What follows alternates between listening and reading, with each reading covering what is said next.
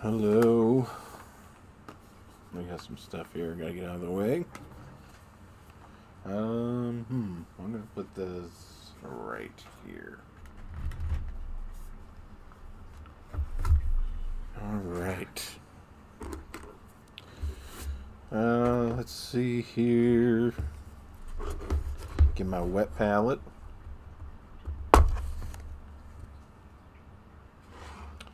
Is that mold? It's probably mold. Do I care enough to get another sheet? And the answer is I don't. I definitely do not care. I think I am all set with this anyway. Let's see, there's stuff I used last time. It's a little damp. It's moist. I don't know if I would really call this a wet palette as much as I'd call it a damp palette. But let's see. Yeah, so I've made no progress since last time. And I don't even care. Let's see. Let me get some of this stuff. Oh, not too bright.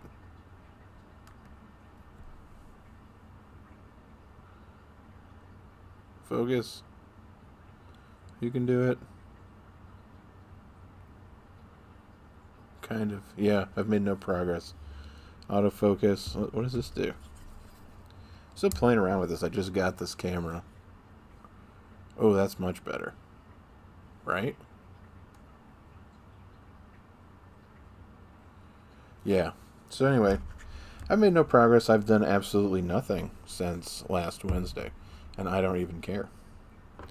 Because I'm just happy if I can do this once a week. It's nice to get some hobby time. So, what I saw in the tutorial, so I don't know how to paint the canopy. That's something I'm going to have to go back to the tutorial to check out. But I noticed that it wasn't everything on top of the wasn't everything on top of the mech that was painted that tan color. There was a lot of it that was painted black, sort of like, I don't know, I guess what I might call the mechanical stuff. The mechanical portion of it. That was black, and it looks like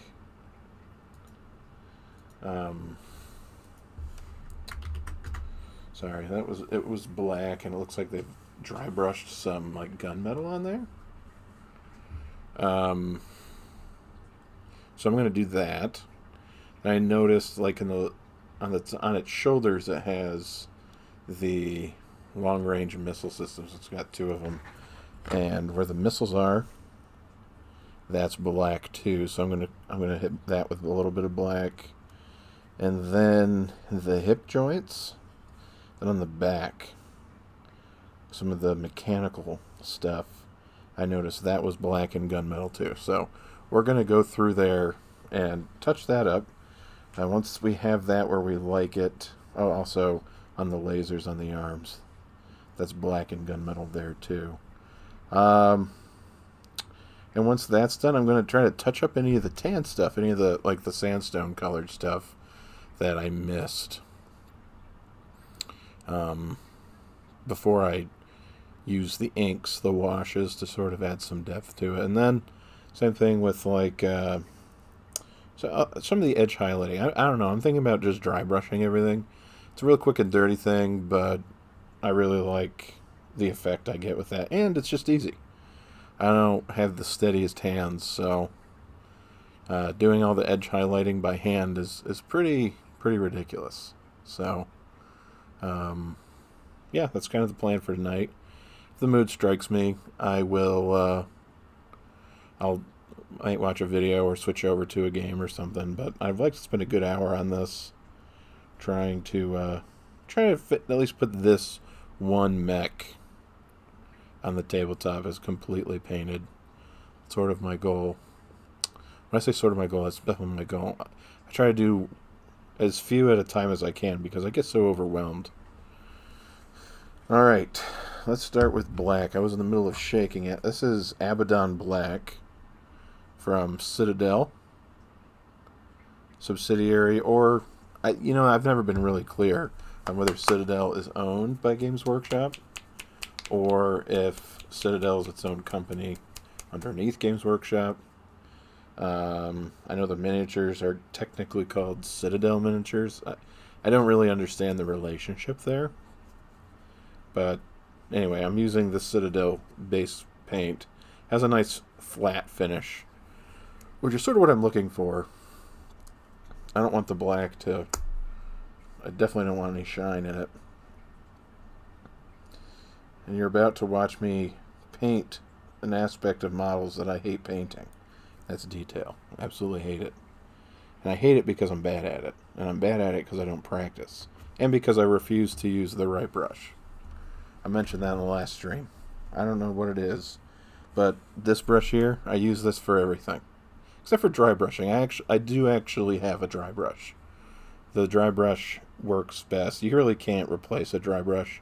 But this holds wash, this holds ink, this holds base paints, this holds layer paints. The biggest weakness is it doesn't change sizes for what I need it for. So, we'll see how this goes, but I think it'll be okay. I've done this enough to know that there aren't any mistakes you can't fix. Well, okay, that's not true. There are a lot of mistakes you can't fix in hobbying, but something I guess to be more accurate, I don't know if I care. I just kind of want to get these done. So, dang it. Happy Accidents is what's that guy? What's the name of that guy everyone likes? The old guy, not Bob Newhart, not Bob Evans. Anyway, that guy. It's about happy accidents. Tell you, I can't relate. There are no happy accidents in my world. Just devastating errors. I don't want to call him Bob Newhart. It's going to drive me nuts. Okay. That's a little thick still. Gotta water it down. So, if you don't know why... Oh, yeah, Bob Ross, thanks.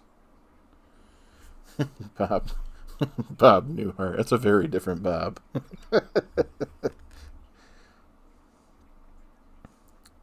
So if you don't know why you water down paints, I'll tell you. If they're thinner, they go on smoother. Now, the downside with doing that is they may go on smoother, but they go on thinner, and so it requires a few coats to get it right. And but the end result is a much cleaner model. Okay. So those lasers are done. You'll notice that because I have the hands of a Neanderthal, and there we go. Because I have the hands of a Neanderthal, and because I refuse to use the right size brush for the task, I have sprayed a little paint on the sandstone part. So again, I totally understand that this is ridiculous. This is not how you do it, but I like this brush. I'll make sure I'm gotta move this camera back, I think. Here. Yeah, there we go. Alright.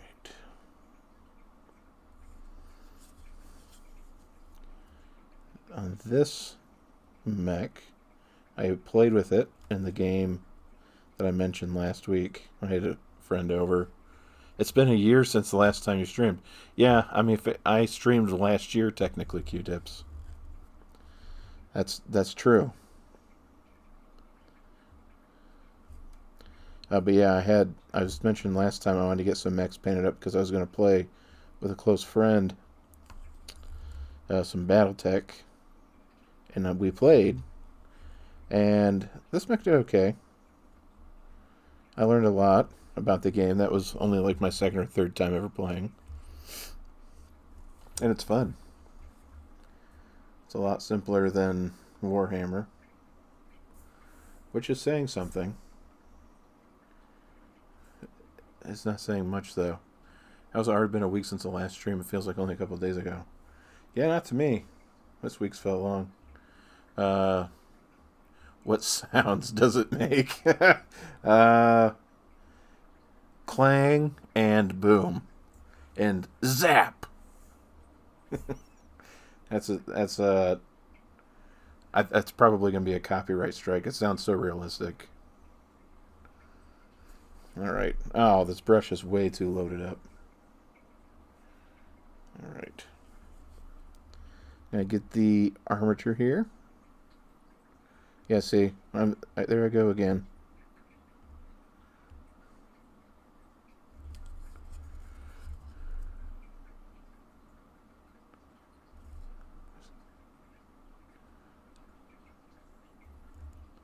Yeah, I'm getting it everywhere. Oh. Oh. You know what? This might be curing me of this brush. Look at all that mess. All that slop.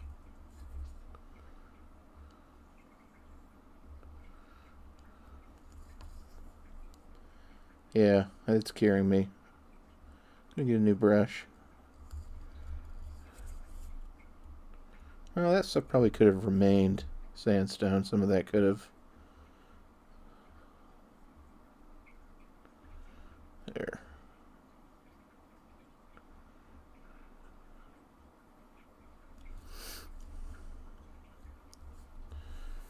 All right.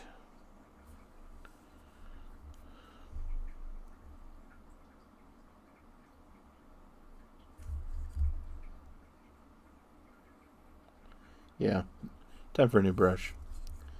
I'm retiring that for now. Let's see, smaller brush with a finer point. Preferably one that's not frayed. Let's try this guy. See how he does. It's not looking good, ladies and gentlemen. Let's be honest, probably just gentlemen.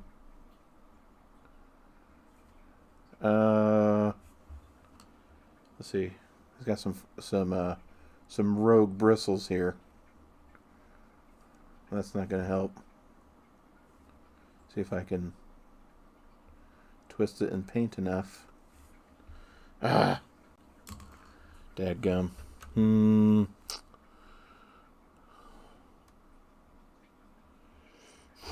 There we go. Maybe this one. This looks a little smaller.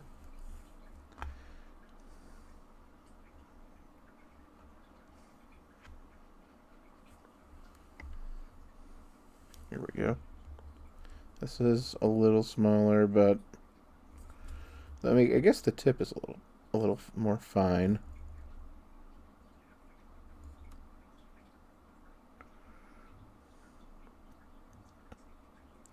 Yeah, this is a better brush, I think, for this sort of a task anyway.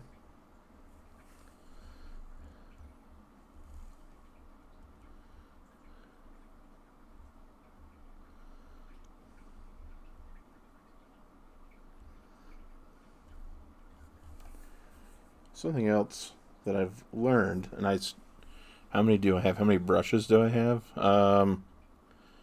Let's see, just from what I'm seeing, 5, 6, 7, 8, 9, plus 14, 15, 16, 17, 18, 19, 20, about 30. I got about 30 brushes.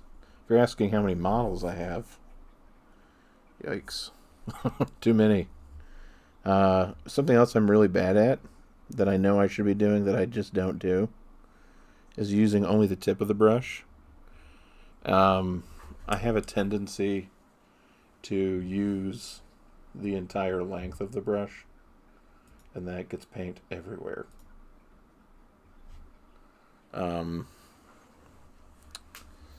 So if I were to do that, I wouldn't have as many problems either. I'm trying to do that now, and I think, honestly, that probably means more than having a specific type of brush. YouTube's really got to do something about the bots that just show up on stream. It's insane. Last time I streamed, I had a bunch of bots messing with me too.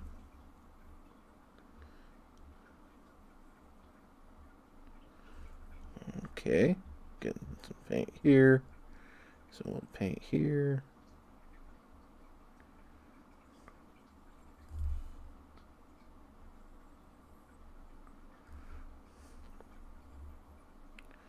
Get this arm here. Getting paint everywhere as usual.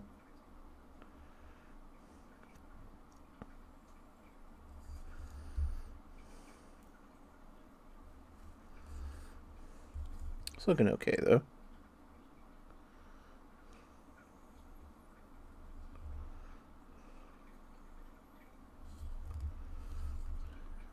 Well, it's looking okay. Not great. I'm just so popular, how could it not happen? I know. I know. I am like an up and coming YouTuber if I've ever heard of one. Everyone's clamoring to Wednesday night hobby hangout. I've had to try to keep my channel a secret because people are just like they want to watch me be mediocre at painting, and I'm like, I get it, guys. This is something to behold, but you got to take it easy. I'm a married man.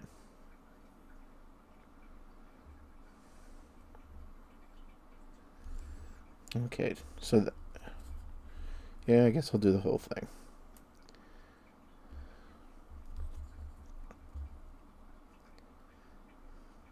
Okay. I think I should paint the canopy.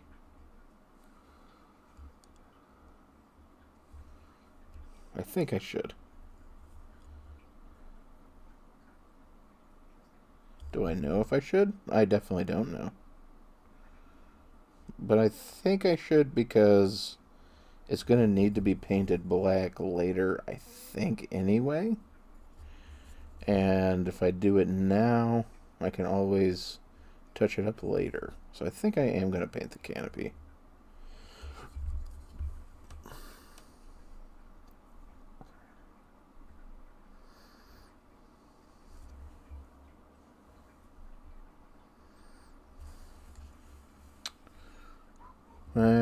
Yeah, okay. I've never been good at this either. Painting canopies, I just sort of don't. Actually don't know if I've ever painted a canopy successfully.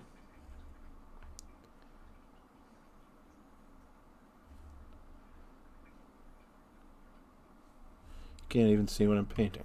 There we go. There.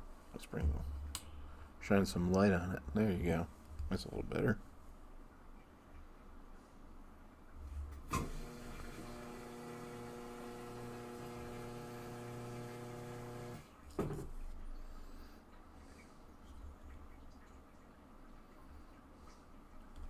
Well, the good news is it looks like butt. Wow, that looks horrible. Okay. All right. Well, we're kind of neck deep, so we're just gonna go for it.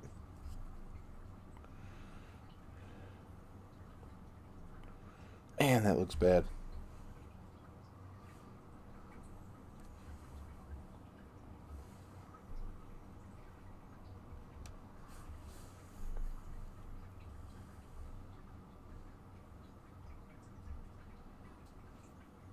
You see, this is why you base coat everything black instead of what I did, which was base coat it tan. Because had I base coated this black, I wouldn't be having to point this out. You're going to dip out, huh? Well, see ya. So now that I'm...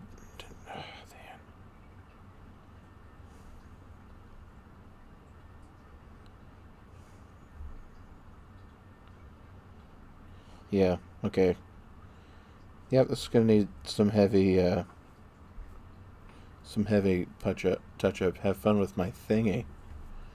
I am. No, I'm not. I'm not having fun. This is turning out horrible. But it's too late to turn back now. So I'm just gonna press on and hope that I can salvage it. Does it look as bad? Yeah, it looks horrible. That looks so bad. Alright. So we'll let this dry for a second. Once it dries, I'm going to come back through with the Xandri dust. Try to trim up some of the horrendous mistakes I've made. While I'm doing that, I'm going to look at the tutorial I'm basing all this off of.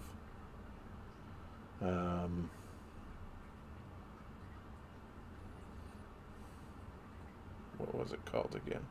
Did I put it in my... Is it in my history? Yes. Alright. Let's see here. Oh, okay. I forgot my ad. This is not working. Here we go. Oh. Looks like this guy didn't actually... Oh, no, he did.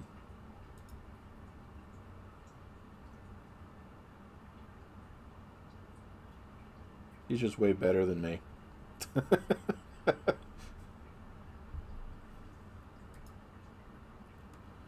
Man, he's way better than me. Let's see the finished product. I just want to see... Okay, yeah, I think I'm on the right track here. Of course, his freehand is on point. Mine will not be anywhere close to that. Okay. How are we doing here on... It's still drying. Well, while we're waiting for it to dry...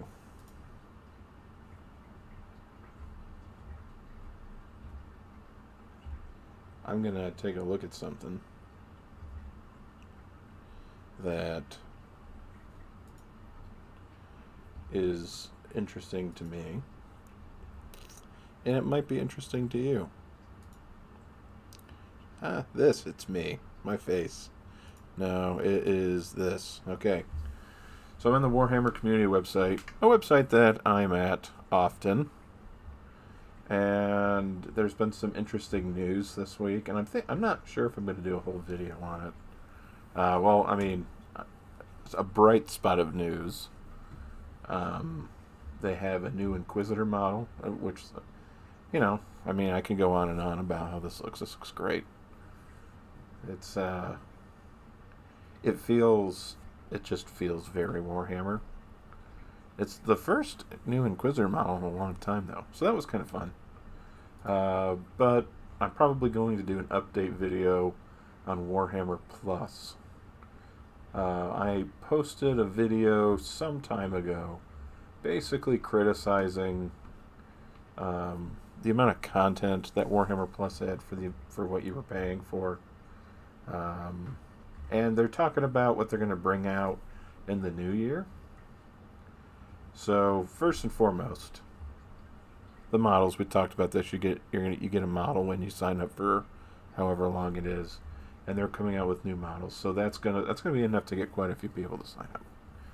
And they're talking about the shows that they've got. Interrogator looks like an Inquisitor sort of show. Black Talon, that's a Stormcast Eternal one. Got some great books coming from the old world fantasy, Imperial Armor books. That's all well and good, right? I'm still thinking it's not worth the money. It might be worth the money if their army building software was up to snuff.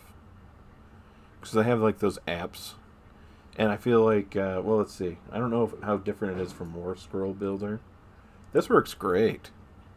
There's no rules here, of course, but say I wanted to build an army from Maggot and Nurgle, which, I mean, I would. It's so easy to just add things. Actually, I haven't been here in a while.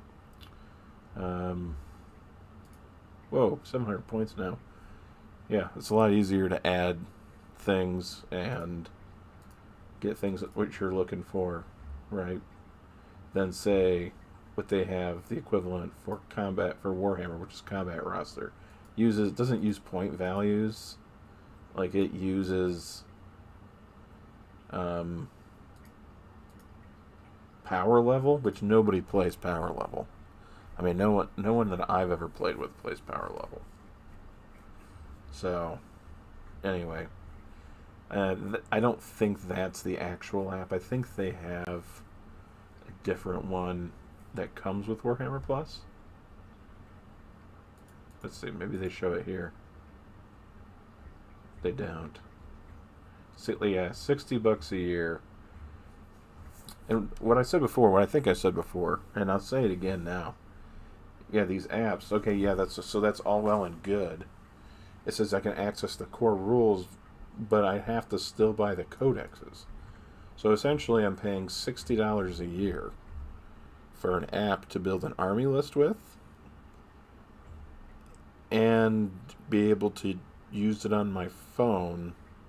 But here's the thing. There's free stuff out there that lets me do that. And heck, it has more rules to it than their app does. It's called Battlescribe. Works pretty good. So, still not really seeing the benefit to me. Now, for $60, it's almost worth it alone for the models. I don't play Assassins and I don't play Oryx. If I did, I may have gone ahead and purchased a year subscription. And honestly, the animations just don't interest me either. At least not the ones that they've produced. There's ones that are fans produced, like Astartes, that was really good. Also, there's one called the Exodite that's going to be like a Tau animation. These are all fan-made, so these things were being produced well before Warhammer Plus was a thing, and those are great. I might do a reaction to Astartes on the channel sometime, because it's a great video. Some guy all on his own made it, and it looks fantastic. It tells a story. There's almost no dialogue. I don't think there is any dialogue, actually. There may be a couple voiced lines, but no dialogue. So like that stuff looks good, but it was free before Warhammer Plus came along. Now it's behind the paywall. So I don't know. I'm thinking about doing a video on it. I'm not super mad. I think some people are angry about Warhammer Plus and how they took it away. Or I don't know if they took it away is not the word.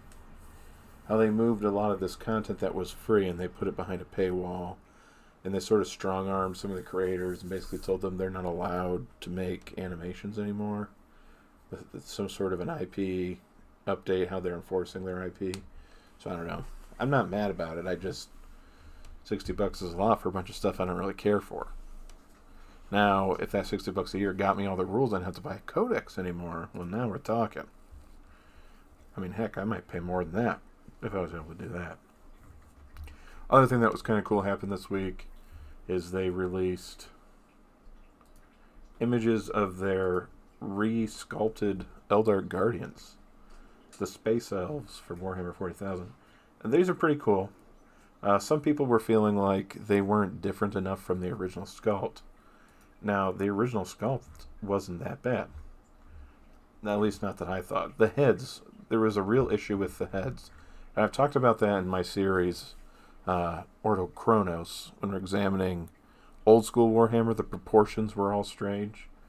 You can see that in the old Eldari Guardians. See if I think the old models are still up, because they haven't launched the new line yet. Yeah, here we go. If you can see, looking at the heads, the proportions are all off, right? But if you look at all of the models with helmets, there's nothing wrong. I mean, the poses are a little two-dimensional, a little stiff. But it still looks decent. You compare that to the new ones, there's a lot more detail. The proportions have been adjusted so they make more sense. Overall, I think it's a real solid update. 7 or 8 out of 10. I am an Eldar collector as well. I have, I don't know, probably 4,000 or 5,000 points maybe of Eldar. They're obviously all the old kind. I didn't buy the new Howling Banshees and Jane'Sar models. The question for me will become, do I bother updating them? And it's probably no. I mean, especially after, you see my Saltfest video. I've got some pretty strong opinions on playing the game right now. So since I'm not playing the game, I don't necessarily see a huge need in updating my armies. That day might come someday, but that's not right now. Needless to say, though, I approve of these new models. That's the thing with Games Workshop. No matter how atrocious their rules are and their game is, their models are on point. Even their old stuff, man. Even their old stuff. It's good. Alright, so let's, this is the tutorial that I've been using. Let's head back over here to the model. So it's dry now, but as I alluded to before, there's some mistakes. Mistakes were made. I don't even think I was talking about using a smaller brush. I don't even think I have one. I don't think I have a smaller brush that I could use here. I think it's just these bigger ones.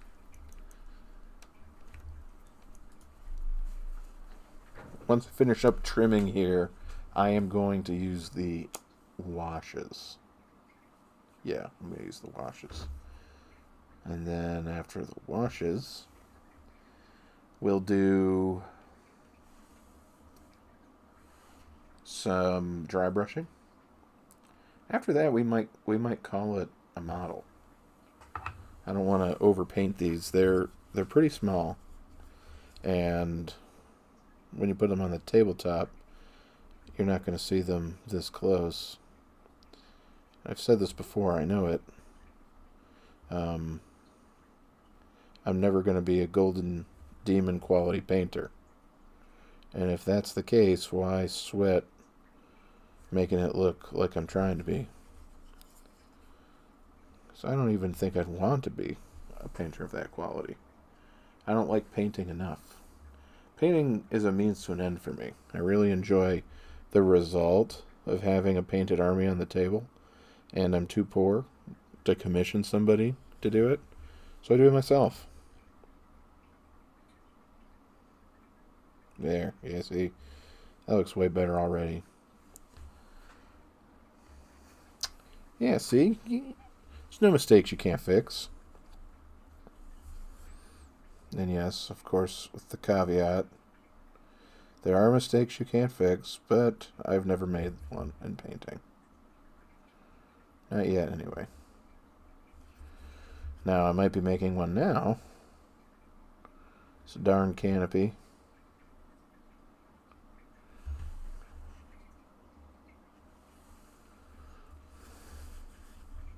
Right.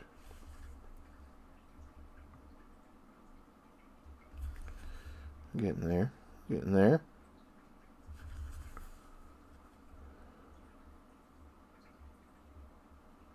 Okay.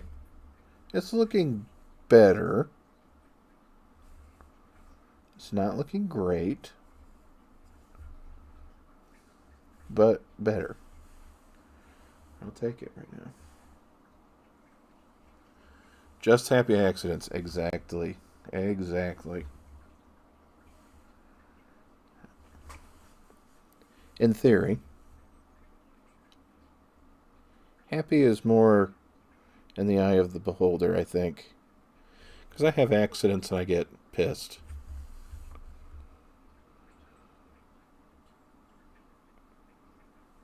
There. I keep painting off camera. There we go.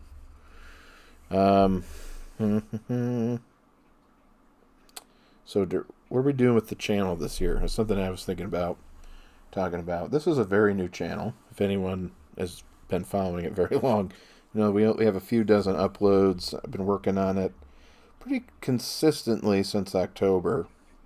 One of the things that I found was that I was getting really bored with a lot of the games that I was playing.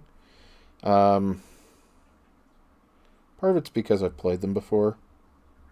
Like Bannerlord, that's a good example. When I started uploading videos on this channel, I wasn't thinking I was going to become a Bannerlord streamer, but I had like 300 hours in the game already. So when I started making videos, it was like, yeah, this is fun for a minute. But I got bored with it again, just like I did when I was playing by myself. Some of the indie titles, they don't hold my attention very long. The games that I really want to be recording are the games that I want to be playing. And right now, the game that I'm playing, and I've uploaded a few videos of this, is MechWarrior 5 Mercenaries, Total War Warhammer, Skyrim. Yep, still playing Skyrim. Once in a while, anyway. It has the new Anniversary Edition came out with all that new content. I've kind of been wanting to play that. I want to go back to The Witcher 3. I want to go back into Cyberpunk.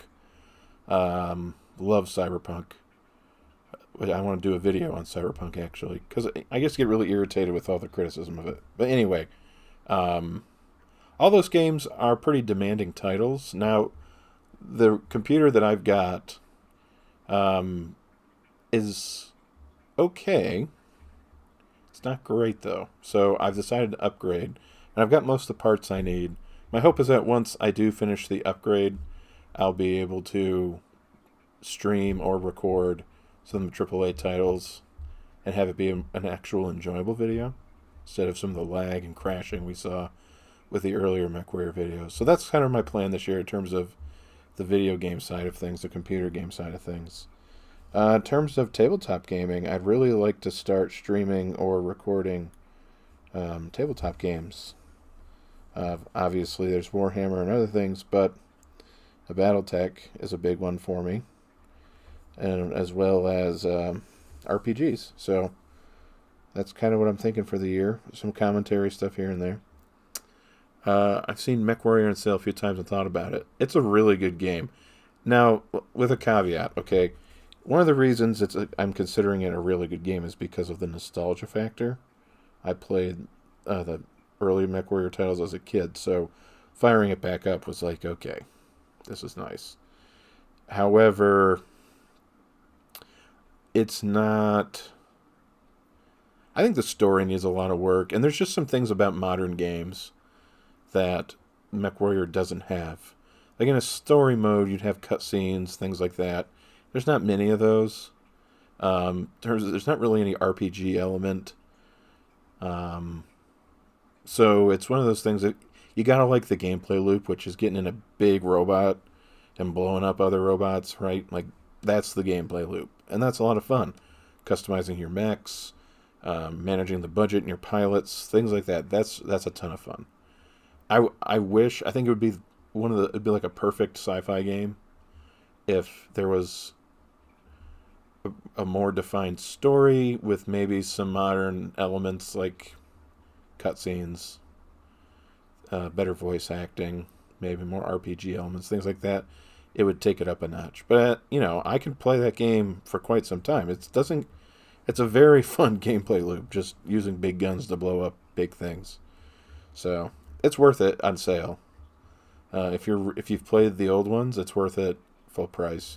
And they keep releasing pretty decent DLC for it. And I heard that there's another one coming out which has mechs like the one I'm painting here in it. Use both computers, one to play the game and one to stream on. I've thought about that too. I don't know. For that reason, I don't know what I'm going to do with my my old CPU and motherboard. I've thought about selling them to somebody for like a test bench, but it's honestly, it can run quite a bit. It's an i5, 6th gen, so it's dated. The motherboard's on there. It's some Asus motherboard. It's not bad. But, yeah, I haven't quite decided. I might want to recoup some of my costs. I'm upgrading to Ryzen. Ryzen. What did I get here? Ryzen 5. So, not the top-end Ryzen. I don't need that. The Ryzen 5, what I got it's one of the hexa-core processors. So 6 physical cores and then 12 compute cores. I'm currently running 4 physical cores in the i5, so I'm expecting to see a substantial boost in performance. My RAM's good though. I've got 16 gigs DDR4. Also, a friend was quite generous and gave me an NVMe drive, M2, M.2 drive for the computer. I'm going to use that to host my as my boot drive, and maybe a few things. It's pretty big. It's 500 gigs, so Windows supposedly only takes 20, but we all know that's not true. I might put a game or two on there. I want to use it very sparingly for these sorts of functions, but working with Unreal 5, Unreal 5 is nice looking. Thinking about top of the line computer now. Yeah, this is one of those things I told my wife, if I had the money, I'd pay a lot for a computer, even though I don't need it. It's just one of those things. It's like some guys are really into cars, right? And they like fast cars. They don't need a fast car, but they like how it feels to drive one. They like the knowledge that if they ever wanted to go fast, they could. Same thing with me and computers. I don't need much, but I enjoy the experience of having something that advanced. Plus, it's nice knowing that no matter what you want to do, you're going to be able to exceed the requirements. That's some peace of mind there. Yeah, Unreal 5 it's a beautiful, beautiful engine. I haven't heard of which games are in development with it yet. I'm really interested to see, though. Yeah, I was talking to somebody the other day. I wish that Bethesda would drop the Creation Engine. I know it's their engine, so they're not going to do that. But can you imagine, like, Fallout and Skyrim, Elder Scrolls, that is, any of those games in Unreal 5? Like, that would be insane. I really hope, speaking of Bethesda, those are one of the publishers. Well, sorry, there's the developer, and then there's the publisher. The developer, I really like their games, even though they're mostly garbage. They have the modding community needs to fix those games for them, but still love them. Still play them for hundreds of hours. I played the demo at 5 frames per second. Yeah. I don't know if I could even boot it on mine. I got a really good graphics card. I'm going to keep it. Anything above what I've currently got is not worth investing money in right now, because I've got 580X Nitro. It's got 8 gigabytes of RAM and VRAM, and it's a great card. So to upgrade from that, I need to spend like $1,000, and I am not about that. So we'll wait. Yeah, I've seen the videos for Skyrim and Unreal, and that's one of the things that's made me start thinking about it. Like, it just, I don't know. To quote Todd Howard, it just works. It looks great. That's just a really strong engine. It's visually impressive, but I think one of the things that obviously I don't know a ton about game engines, but what I do know, I know that Unreal, their engine, it works well. And we all know Creation Engine has its issues. So many issues that the people who created it have a hard time even using it. Yeah, the Matrix demo was nuts too.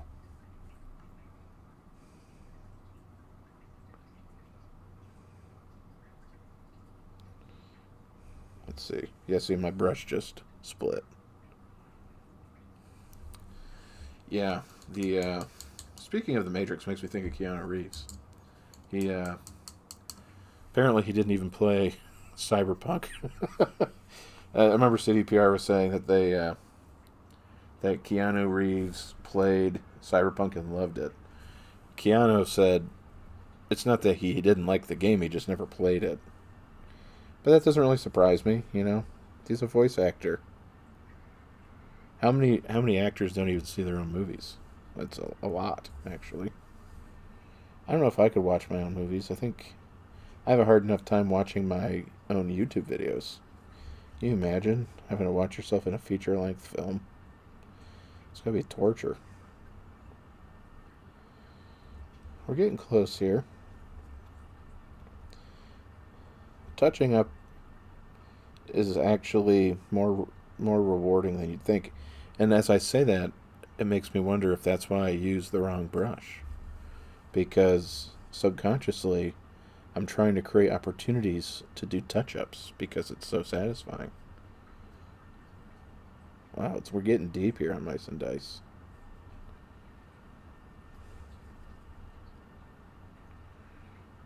There we go.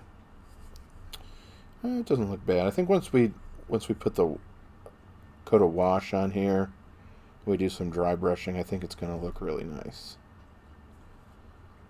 It's going to at least look better. I mean, you know, if some like an enslaved person in China,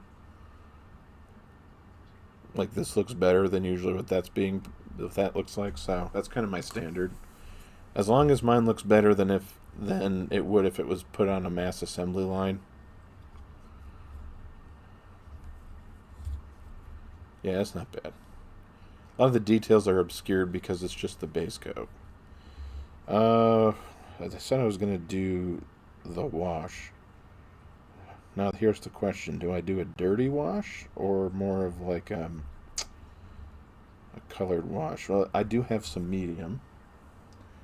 Now, this is entering into a world that I have no experience in whatsoever. None. But I've seen it done quite a bit. Now, medium, so when you have paint, the liquid part of paint is medium. It's not water. It's this fluid material that gives it the quality of paint instead of the quality of dirty water. So when you add water to paint, it thins it, but it sort of dulls some of the qualities that painting medium has. So paint, as it stands, is medium mixed with pigment. Now I have something here called a non-oil shade. It's also known as a wash. That's a lot of medium with less pigment. So the idea is that you can use that on surfaces, and that paint, that wash, will go into the crevices, into the lines, and sort of add some low-grade definition at the lower end of the light spectrum. Now the problem can be is that sometimes it will stain the base coats that you've put down and then give it a really dirty look or obscure detail from the other perspective. So if you add medium to an existing paint, it still keeps its paint-like quality, but it thins the pigment. So then you don't have the same likelihood of staining. So I'm going to try to do that. This is a technique I've never tried because, honestly, I've never cared enough. But now that I've seen it done a little bit, I think it could make my life easier. And the techniques that I try tend to be that. I tend to try to make my life easier. Because, as I've said, I don't particularly love painting. It's something that I enjoy doing once in a while, but it doesn't bring me life. So let's start with the medium and the non-oil and a clean brush, because if you have a dirty brush, then it'll contaminate the medium. And want a fairly large brush for this. A nice base brush, maybe. I have a shade brush somewhere, but it might be dirty. I'll take one of these big ones. Oh, here it is. Is that clean enough? That looks kind of dirty to me. Yeah, I'll try it. So let's start... Oh, poop. Okay. Well, let's start by putting down some of the shade here. I should have started with the medium, probably. Yeah, I definitely should have. Oh well. Live and you learn. Okay. Now rinse it out and hope we don't get contaminants in it. Wipe the water off. Try to get some of the pigment off. Stain my shirt. Now we go for the medium. We'll put it off to the side. I'm not going to put it in immediately. I'm going to try to mix it in. See if I can show this. I'm going to try to mix it together to obtain more or less what I'm looking for here.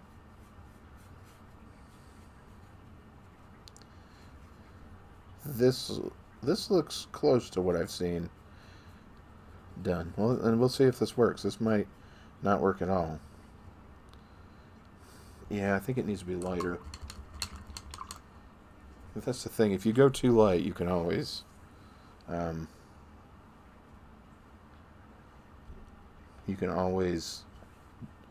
another coat. There we go.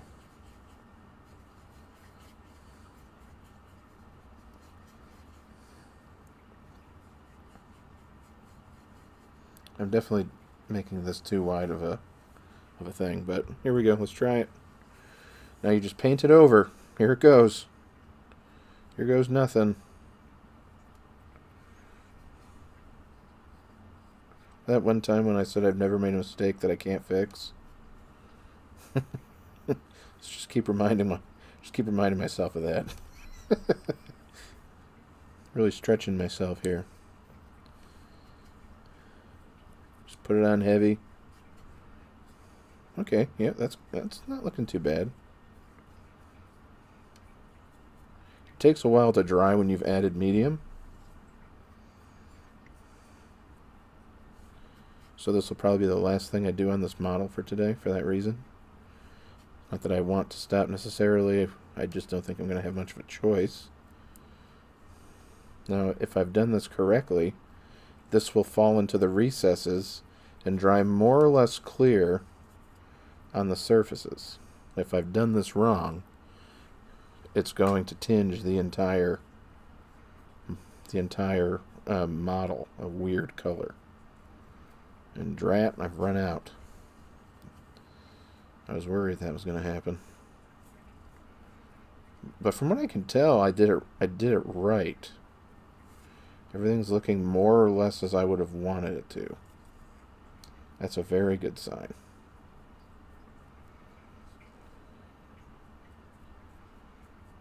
Yeah, it's looking good. Yeah, good job, me. I mean, I'm an expert at this technique. I'm a great painter. What am I talking about? I'm not a noob. I've done this a billion times.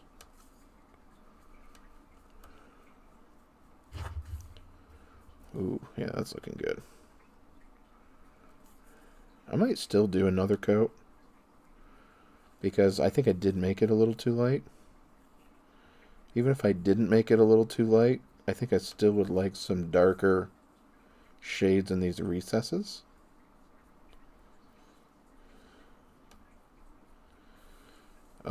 Yeah, that's looking way better. That was what I was hoping for. That's a good feeling. Really, that's the thing. In the Warhammer hobby, in the painting communities, they call these, Nuln Oil and Agrax Earthshade, they call those liquid talent, because it really amplifies the quality of your work. And I'm seeing it here. I was not thrilled with what I had put onto the model so far, and now I'm really enjoying looking at this model. So that's just how it works. Like I said, though, when you add medium, it takes a little while to dry. So this guy's probably going to have to sit for about 20, 30 minutes maybe, sometimes longer. Let's put him here. Yep.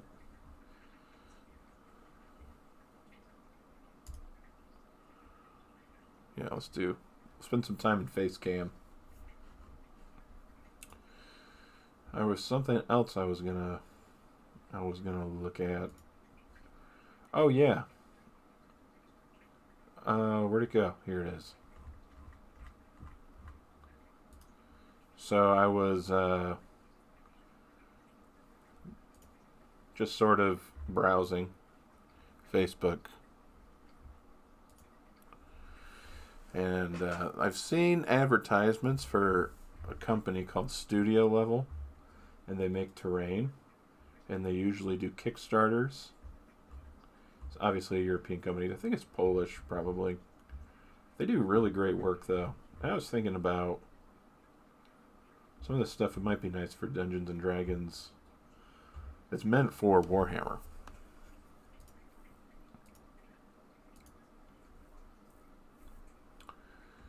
You can get it unassembled and unpainted for 19.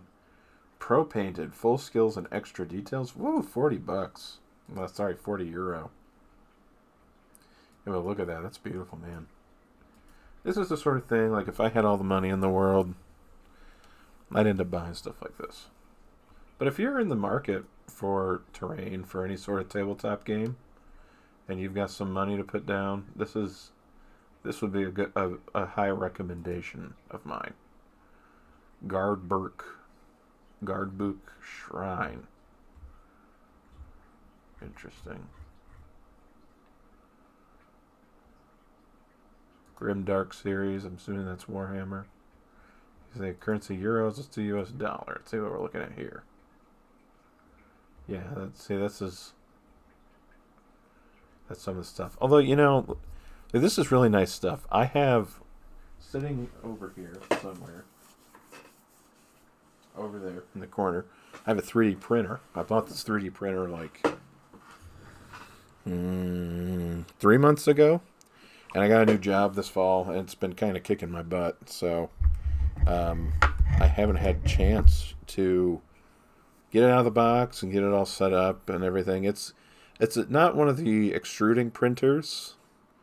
This is like a resin ultraviolet UV printer, which are very easy to set up and use. So it's not so much that I'm concerned about that. But when I look at this terrain, this is beautiful stuff, don't get me wrong. But $45 for these trenches? Like, is that $45 painted? I don't think it is. Yeah, unpainted. Yeah, pro painted, it's $69. So $70 for 1, 2, 3 pieces of terrain? Like, that's insane. One of the reasons why people don't play Warhammer. Warhammer's meant to be played with a table of terrain. Who in their right mind is going to pay $70 for 3 measly little pieces? Well, in the old days, yeah, I would. Okay. I see you looking at me, judging me. But yes, I would. However, if you have a 3D printer like I just purchased, you can 3D print things. Now, I'm not condoning like IP theft. Like, this is just, in my mind, blatant IP theft. So, I'm not saying necessarily this. But if you were to go to this website, Cults, and you were to search Warhammer terrain, you get 10,000 search results. If people with lots of disposable income. Yeah, that's not me anymore. There was a day when that was me. That's not me anymore. I have very, very little. But if you just type that into the search bar, look at all this great stuff. You have scatter terrain, these STL files that, like, that's $10 for all those files, and you can just print them. You don't have to purchase it, and you still have to paint it. You know, like, yeah, okay, Kurt, but still, just what you're saving on that end, you could almost pay to have somebody paint it. So we make and sell terrain to those people. That's true. That is an idea that I've had. We could I've thought about printing this terrain. Can you make models in Unreal? That's a good question. I think, from what I understand, most of these models are made in like Blender, or maybe what's that CAD software? Autodesk. I think that's what a lot of these guys are designing in. If the price is right and the product that you've created fits in a niche, you can sell quite a bit with minimal work. Now, the one issue with printing, with 3D printing, is that it takes a long time. So having one printer, your volume, your production volume, is very low. So in order to make money printing terrain, you'd have to keep in mind a small volume. You wouldn't be able to be producing thousands of things.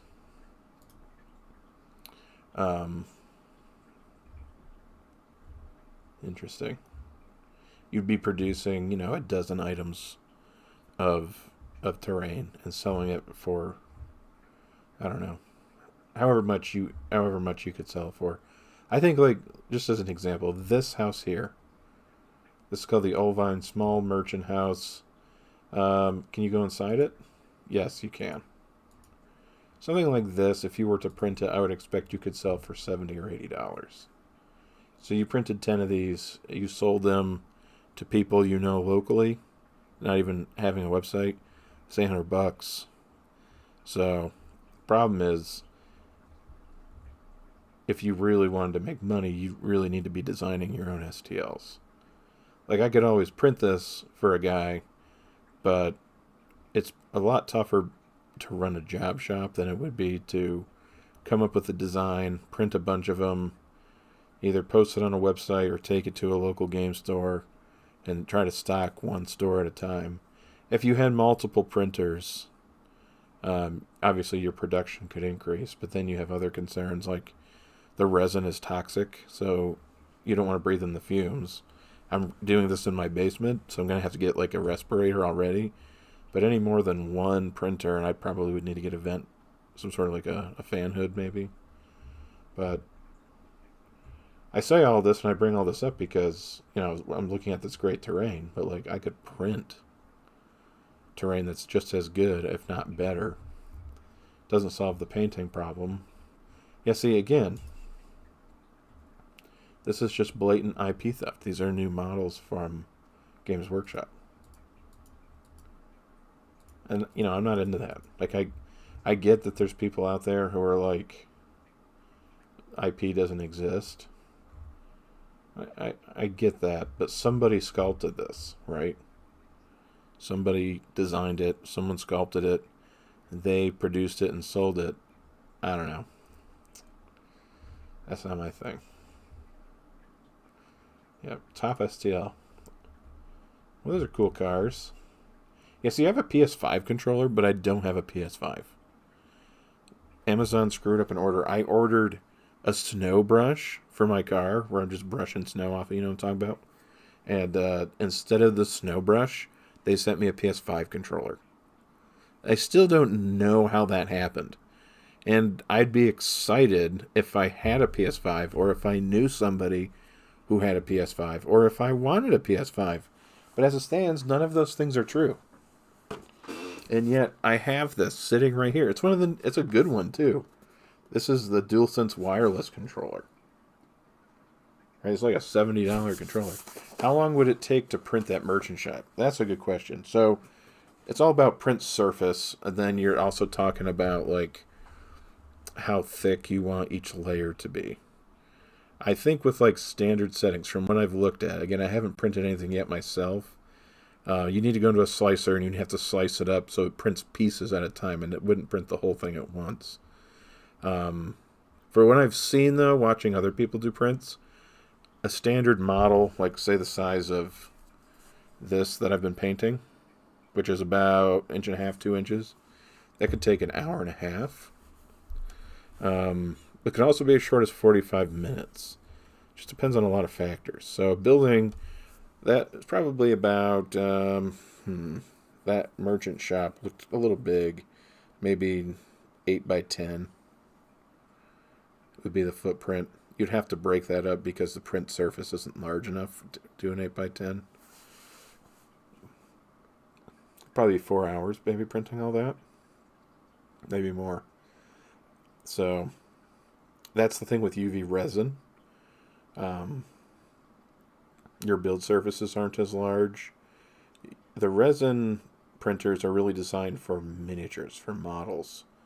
The terrain stuff can be tricky. Like this, there's other things that are really great. Like, so for example, whenever you're playing Warhammer, whenever you're playing any tabletop game, it's nice having those big pieces of terrain. But what really makes the board feel immersive are the little things. Like if you're playing a fantasy game, having barrels and fences and crates and wagons and carts and market stalls, wells, shrines, tombstones, cobblestone paths.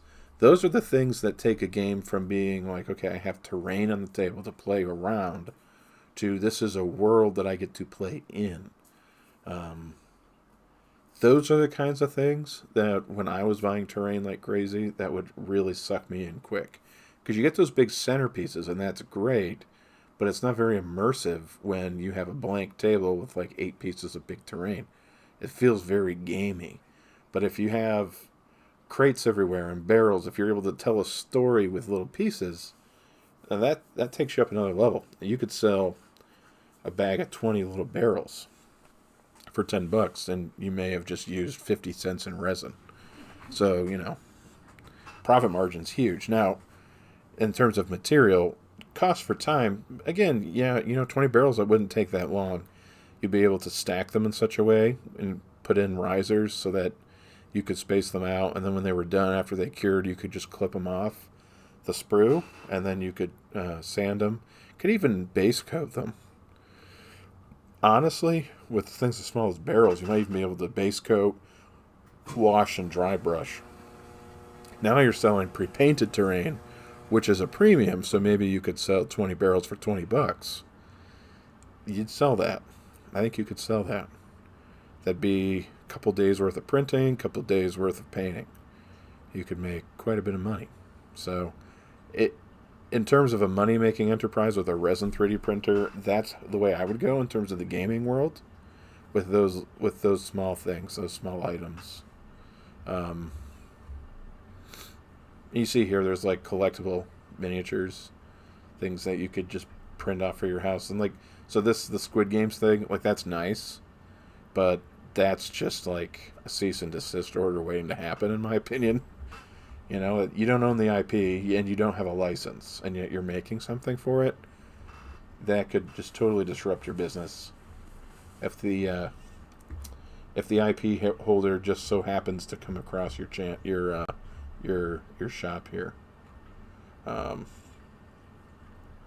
yeah. So I would like to design those things and print them and see if I could make some money. That'd be nice. I don't have a lot of time right now, but that's something that I could see myself doing. I don't know, in the next year or so. That's kind of what I like to do. So, well, I'm going to call it a night. So thanks everybody for joining me for the stream. It's nice chatting with you guys. Nice having someone watch me mess up my paint jobs and then slowly learn how to fix them.